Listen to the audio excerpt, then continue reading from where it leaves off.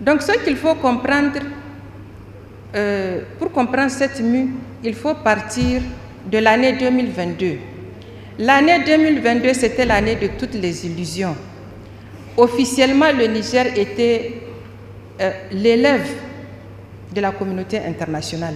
C'était le partenaire privilégié. Mais dans les faits, nos soldats mouraient par dizaines. Ils mouraient seuls. Notre territoire était grignoté par le terrorisme. Notre souveraineté était une coquille vide.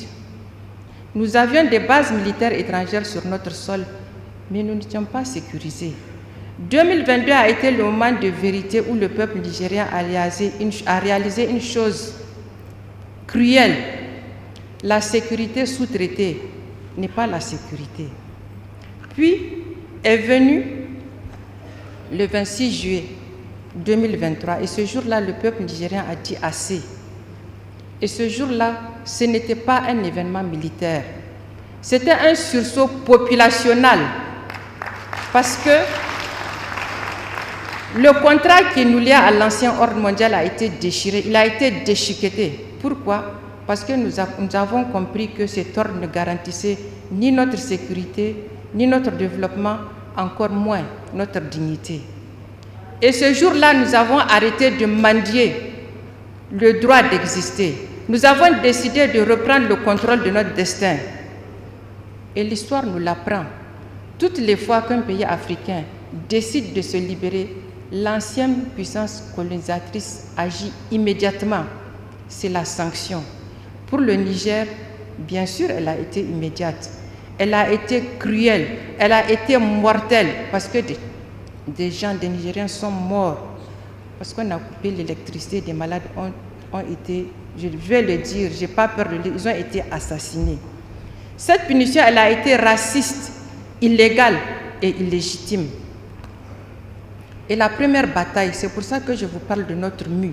La première bataille que nous avons engagée et que nous avons réussi aux yeux du monde entier, elle a été sécuritaire. Il y a eu un acte historique, inédit depuis les indépendances, parce que nous avons dénoncé les accords militaires qui nous ligotaient aux puissances occidentales. Nous leur avons dit, votre présence ne nous protège pas, elle cible notre dignité. Et qu'est-ce qui s'est passé? Le ciel ne nous est pas tombé sur la tête. Au contraire, nos forces de défense et de sécurité, libérées de la tutelle logistique et décisionnelle, ont prouvé qu'elles étaient capables de sécuriser le territoire.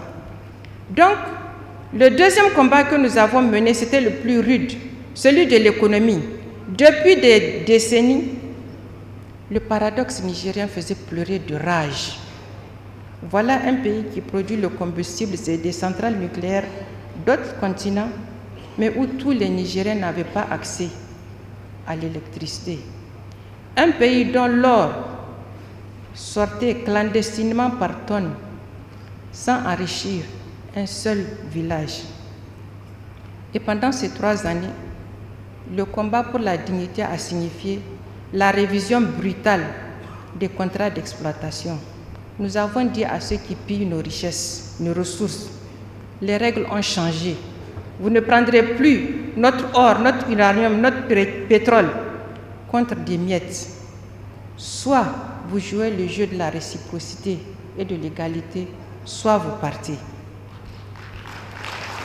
Et c'est précisément là que l'AES, la Confédération de l'Alliance des États du Sahel, prend tout son sens. Face aux sanctions de la CEDEAO, qui ont été une tentative d'asphyxie économique du peuple nigérien, le Niger n'a pas plié. Et vous savez pourquoi? Parce qu'il n'était plus seul, il n'était pas seul. L'Alliance des États du Sahel n'est pas une simple alliance, c'est une symbiose de destin. Le Mali, le Burkina et le Niger ont compris qu'isolément, nous étions des proies, mais ensemble, nous sommes devenus une forteresse. Et en quelques mois, l'AES a réussi ce que d'autres organismes régionaux n'ont pas fait en 50 ans. Nous avons eu notre convention de défense mutuelle, une libre circulation des personnes et des biens, une diplomatie commune, décomplexée et qui s'assume, une coordination entre les États dans le domaine du développement, un contrôle sur nos ressources et la liberté du choix de nos partenaires.